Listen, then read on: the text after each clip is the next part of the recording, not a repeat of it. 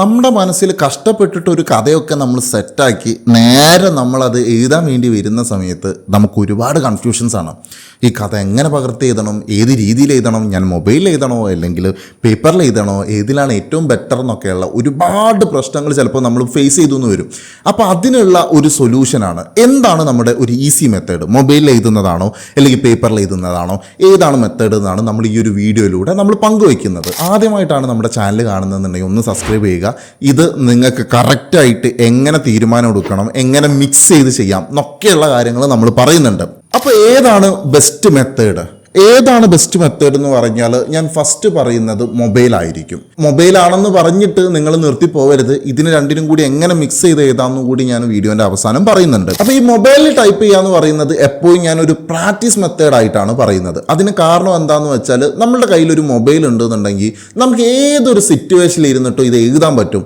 അത് നിങ്ങൾ ഏത് സ്ഥലത്തായിക്കോട്ടെ, ഏത് സമയമായിക്കോട്ടെ. ഇപ്പം നിങ്ങൾക്കൊരു ഷോപ്പിംഗ് മാളിൽ പെട്ടെന്നൊരു ത്രെഡ് കിട്ടി, നിങ്ങൾക്ക് കുറച്ച് ഫ്രീ ടൈം ഉണ്ട്, അപ്പോൾ നിങ്ങൾക്ക് എന്തുകൊണ്ട് അവിടെ നിന്ന് എഴുതിക്കൂടാ. ഇമ്മീഡിയറ്റ് ആയിട്ട് നമുക്ക് ഇത് എവിടെ വേണമെങ്കിലും ഈ ഒരു മൊബൈൽ ത്രൂ ഐഡിയാസ് നോട്ട് ചെയ്ത് വെക്കാം. എനിക്കൊരു പേപ്പർ വേണം, അയ്യോ എന്ത് ചെയ്യും, ഈ ഒരു സിറ്റുവേഷൻ ഇല്ല. നേരെ മറിച്ച് നമുക്കിപ്പോൾ ഏതൊരു ലൊക്കേഷൻ ആണെങ്കിലും ഒരു ഐഡിയ കിട്ടി, ഓൺ ദ സ്പോട്ടിൽ ടപ്പേ എന്ന് പറഞ്ഞ് പരിപാടി നടക്കും. പിന്നെ ഇതിൻ്റെ ഏറ്റവും വലിയൊരു ബെനിഫിറ്റ് ആണ് കോപ്പി പേസ്റ്റ് എന്ന് പറയും. അതായത് ഇപ്പം നമുക്കൊരു ഐഡിയ കിട്ടി, അപ്പോൾ ഈ ഒരു ഐഡിയനെ നമുക്ക് എഡിറ്റ് ചെയ്യണം. ഇതൊക്കെ മൊബൈലിൽ ഒന്നും കൂടി സിമ്പിളാണ്. നേരെ മറിച്ച് നമ്മളൊരു പേപ്പറിലേക്ക് വരുന്ന സമയത്ത് അവിടെ എന്ത് പറ്റും, നമ്മൾ വേറൊരു പേപ്പർ എടുത്ത് ഇതേപോലെ തന്നെ സെയിം ആയിട്ട് വീണ്ടും എഴുതേണ്ട സിറ്റുവേഷൻസും കാര്യങ്ങളും ഒക്കെ വരും. പിന്നെ വേറൊരു കാര്യം എന്ന് പറഞ്ഞാൽ നമ്മളുടെ ഡയലോഗ് സ്ട്രക്ചേഴ്സ് ഒക്കെ എഴുതാൻ ഒന്നുകൂടി എളുപ്പം ഈ ഒരു മൊബൈൽ ഫോർമാറ്റിൽ ചെയ്യുന്നതായിരിക്കാം. ഇത് മൊബൈലിൽ ഞാൻ പറയുന്നുണ്ടെങ്കിൽ നിങ്ങൾക്ക് ലാപ്ടോപ്പോ PC ഉപയോഗിക്കുന്നതിന് പ്രശ്നമില്ല.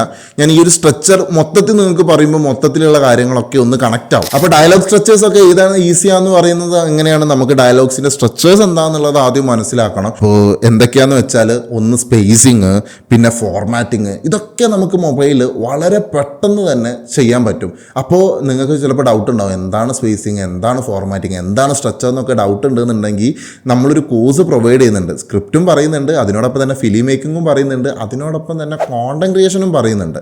അപ്പോൾ ഇതിലേതെങ്കിലും നിങ്ങൾക്ക് ചെയ്യാൻ താല്പര്യം ഉണ്ടെന്നുണ്ടെങ്കിൽ താഴെ കൊടുത്ത ഈ ഒരു നമ്പറിൽ വാട്സപ്പ് ചെയ്താൽ മതി.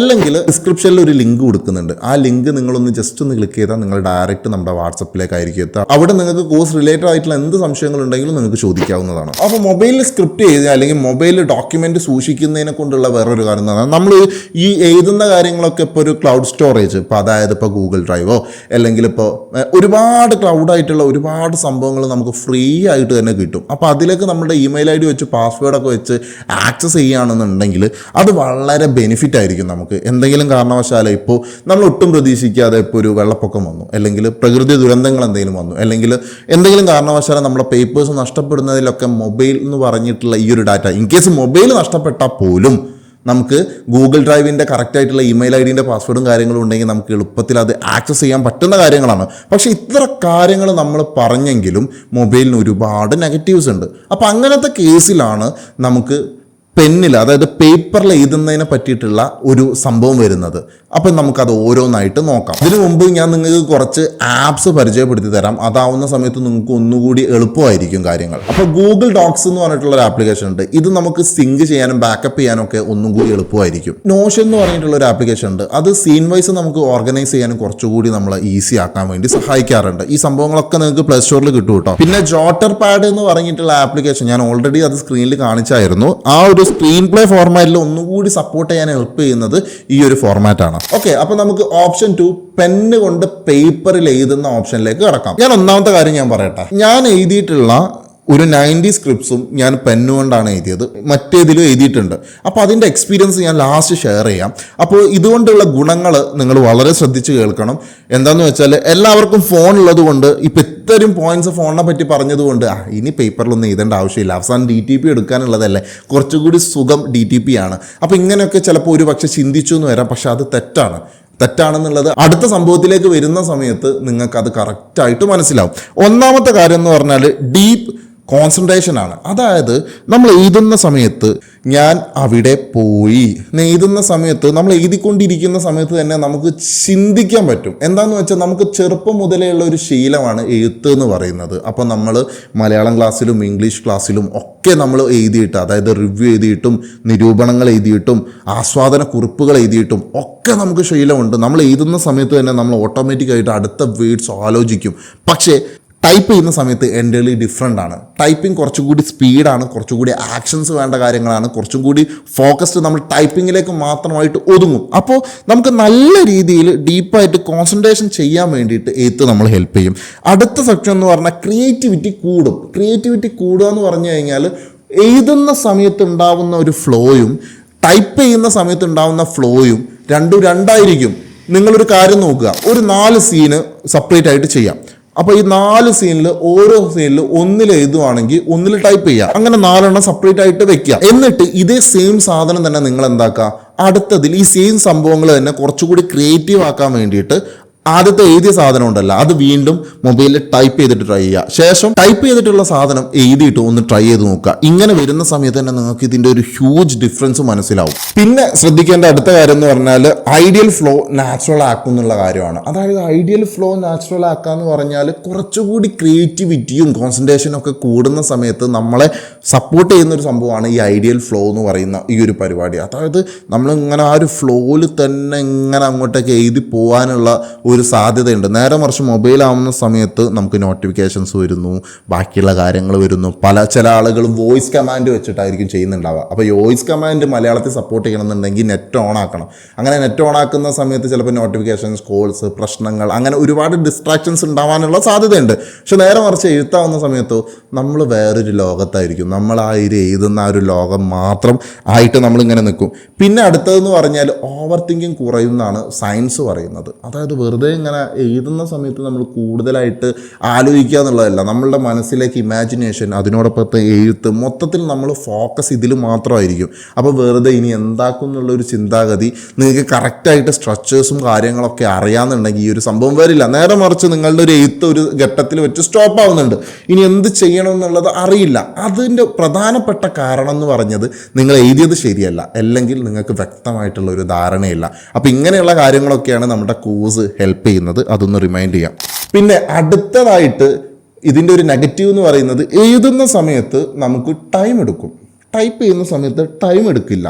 പക്ഷേ നേരെ മറിച്ച് ക്രിയേറ്റീവായിട്ടുള്ള ഒരുപാട് സെക്ഷൻസ് എഴുതുന്ന സമയത്താണ് കിട്ടുക. അപ്പോൾ ഇനി അടുത്തത് വലിയൊരു പ്രശ്നമാണ്. നമ്മൾ സിനിമയിലൊക്കെ കാണാറില്ല, ഒരാളൊരു സ്ക്രിപ്റ്റ് ചെയ്ത് നേരെ ചുരുട്ടിക്കൂട്ടി എറിഞ്ഞു. ഈ ഒരു പരിപാടി ടൈപ്പ് ചെയ്യുന്ന സമയത്ത് വേണ്ട. നേരെ മറിച്ച് എഴുതാണ് സീൻ മോശമായി എന്നുണ്ടെങ്കിൽ, അല്ലെങ്കിൽ നമുക്ക് എന്തെങ്കിലും റീ എഡിറ്റിംഗ് വേണമെന്നുണ്ടെങ്കിൽ ആ പേപ്പർ മൊത്തം നമ്മൾ ചുരുട്ടിക്കളയണം എന്നുള്ള കാര്യമാണ്. ഇനിയിപ്പോൾ ഇത് രണ്ടും ഐഡിയൽ ആയിട്ടുള്ളൊരു മെത്തേഡ് ഞാൻ പറഞ്ഞുതരാം. അതായത് ഇത് രണ്ടും കോംബോ അല്ലെങ്കിൽ കോമ്പിനേഷൻ ചെയ്തിട്ട് നമുക്ക് എങ്ങനെയാണ് ചെയ്യാന്നുള്ളത്. ഇനീഷ്യൽ ഐഡിയയും സ്റ്റോറി സ്ട്രെച്ചും അത് പെന്നുകൊണ്ട് തന്നെ എഴുതുക. അതായത് നിങ്ങൾ മനസ്സിലാക്കേണ്ടതെന്ന് പറഞ്ഞാൽ, നിങ്ങളൊരു സ്ക്രിപ്റ്റ് എഴുതി, ഈ ഒരു സ്ക്രിപ്റ്റ് എഴുതി ഇനി പോയി നടനെ കാണിക്കാം, ഇതല്ല ബ്രോ വർക്ക് എന്ന് പറയുന്നത്. അതിൻ്റെ പുറത്ത് ഒരുപാട് കാര്യങ്ങളുണ്ട്. കാരണം എന്താണെന്ന് വെച്ചാൽ, first impression is the best impression എന്നൊക്കെ നമ്മൾ പറയുവാണെങ്കിലും, നമ്മളൊരു സ്ക്രിപ്റ്റ് എഴുതിക്കൊണ്ടിരിക്കുന്ന സമയത്ത് അതിന് തിരുത്തലുകൾ വേണം, നമ്മളത് റിയറേറ്റ് ചെയ്യണം. ഡയലോഗുകൾ നമ്മൾ ഓരോ ക്യാരക്ടറിനെ വെച്ച് നമ്മൾ സംസാരിക്കണം. അതായത് ഇപ്പോൾ നമ്മൾ നായകൻ്റെ വ്യൂ ഓഫ് പോയിന്റിൽ മാത്രമാണ് എഴുതിയെന്നുണ്ടെങ്കിൽ ചിലപ്പോൾ സഹതാരങ്ങളുടെ വ്യൂ ഓഫ് പോയിന്റിൽ നമുക്ക് എഴുതേണ്ടി വരും, മാറ്റി എഴുതേണ്ടി വരും. വില്ലൻ എങ്ങനെയാണ് ചിന്തിക്കുക എന്നുള്ളത് എഴുതേണ്ടി വരും.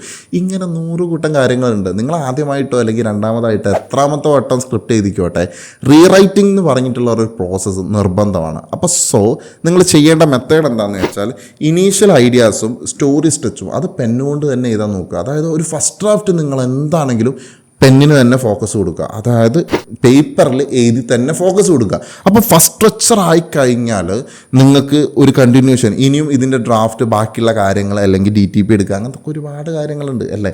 അപ്പോൾ അടുത്ത സ്റ്റെപ്പിന് വേണ്ടി മൊബൈൽസ് യൂസ് ചെയ്യുക, അല്ലെങ്കിൽ ലാപ്ടോപ്സ് യൂസ് ചെയ്യുക. അതായത് ഫൈനൽ സ്ക്രിപ്റ്റിനും സ്ട്രക്ചേർഡ് സ്ക്രിപ്റ്റിനും വേണ്ടി മൊബൈൽ ഓർ ലാപ്ടോപ്പിൽ ടൈപ്പ് ചെയ്യാൻ നോക്കുക. അതാവുന്ന സമയത്ത് വേറൊരു ബെനിഫിറ്റും കൂടിയുണ്ട്.